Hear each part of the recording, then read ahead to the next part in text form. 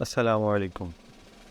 یوم قرارداد پاکستان کی اس خصوصی ویڈیو میں آپ سب کا خوش آمدید۔ اس دن ہم اس تاریخی واقعے کی یاد مناتے ہیں جس نے ایک آزاد مسلم ریاست کے لیے جدوجہد کا آغاز کیا۔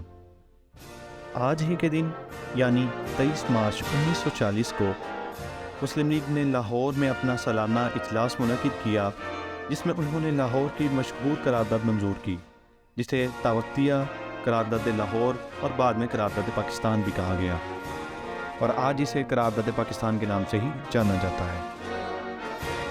اس قرارداد کی تائید چودھری خلیق الزمان، مولانا ظفر علی خان، سر عبداللہ ہارون، سردار اورنگزیب، نواب اسماعیل، قاضی محمد عیسیٰ اور بیگم محمد علی جوہر نے تائید کی۔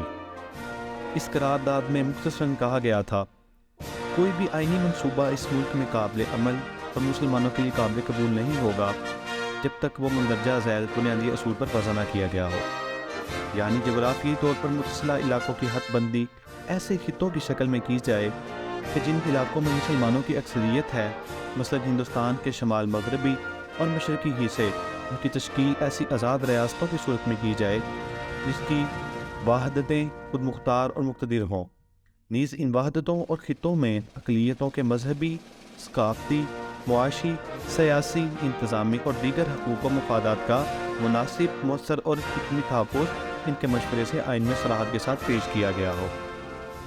اس قرارداد نے مسلم لیگ کو یا مسلمانوں کو رستہ دکھایا، جس کے ذریعے سے آج ہم اس دن کو بڑے جوش و خروش اور حب الوطنی کے ساتھ مناتے ہیں، کیونکہ ہم اپنے آباء و اجداد کی ایک آزاد قوم کی جد و جہد میں کی گئی قربانیوں کو یاد کرتے ہیں۔ یوم قرارداد پاکستان صرف ایک جشن نہیں، بلکہ یہ ملک کے تئیں ہماری ذمہ داری کی یاد دہانی بھی ہے۔